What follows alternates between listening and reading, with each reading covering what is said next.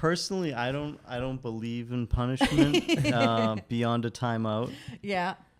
But I definitely was punished. My mom used to, I could taste it right now. She used to dip her finger in Tabasco sauce and put it on the tip of my tongue. She'd hold my cheeks right here and get me. But for swearing, was that the swearing punishment? Yeah, or just being a wise guy. And I'm glad she did it, though, because otherwise I don't know that I would be here or be the person I am. Yeah. So still can't have Mexican food to this day. I can. I just don't do the hot sauce, the Tabasco sauce. He's not into Tabasco. My parents, I was the God punished you kid. Yeah. I would say something. I would usually like swear and then go to run out of the room, and I'd run right into a door, and my mom would be like, "That's God. Yeah. God punished you." Yeah. So I was always like, I got a mom and a dad and God. That's good. We had a couple from once in a while, but soap, dude. That's so. My friend Tom Bosco, editor of Mike in the Morning, says. You mean Tommy B? Tommy B. You know, Tommy's a good guy. I call him Tam. Tamb.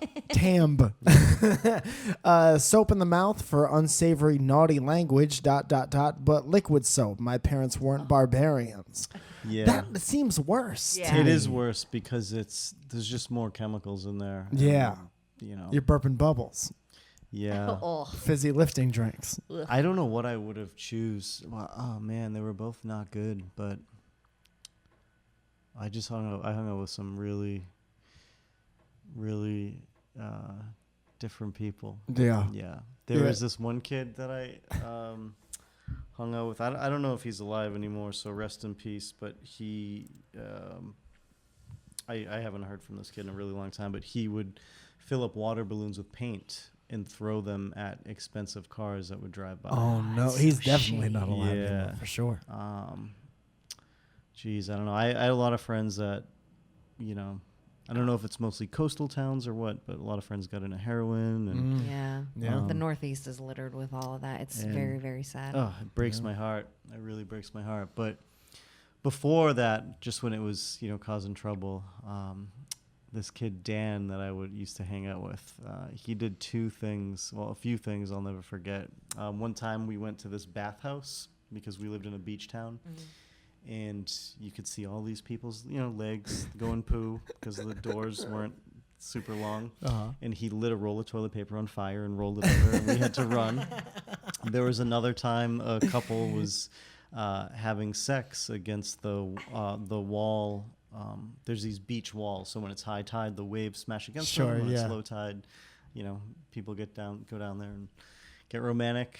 But so romantic up against the wall. I don't know if this was Dan. I think it was Dan, but somebody poured a cup of sand on them.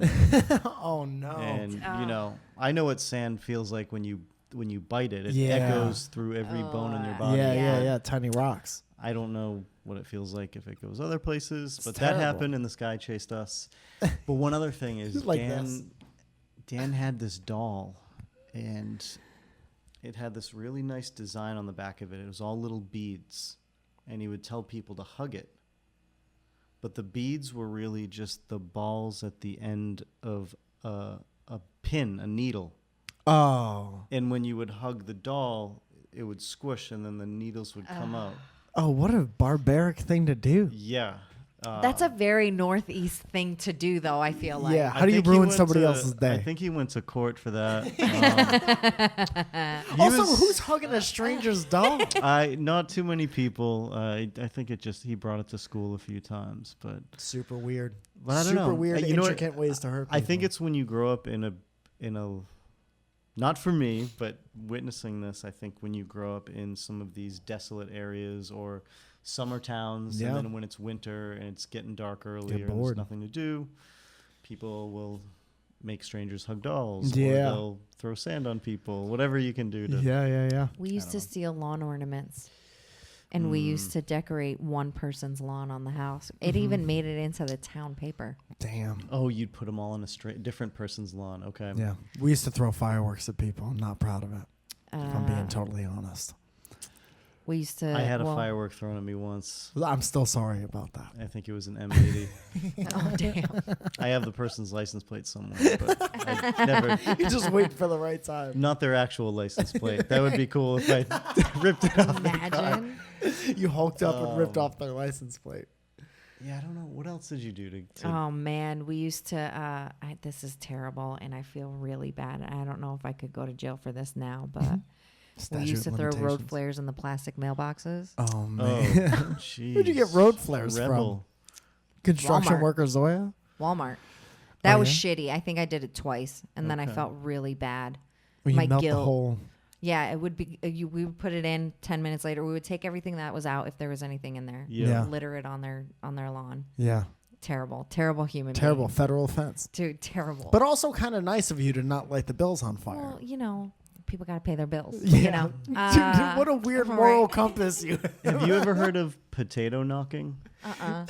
So my friends and I used to go potato knocking, and what you do is you get a potato and you get fishing line that you can't see because it's see-through, and you wrap it around the potato, around the doorknob, back through the potato with a little bit of leeway, and then you can go as far as you want, and then you pull on the potato while you're hiding in a bush, and you let go and it knocks on the door, and you just knock on the door with the potato. Someone goes out and they find nobody there, and then once they close the door again, you just keep doing it. Oh, that's so funny.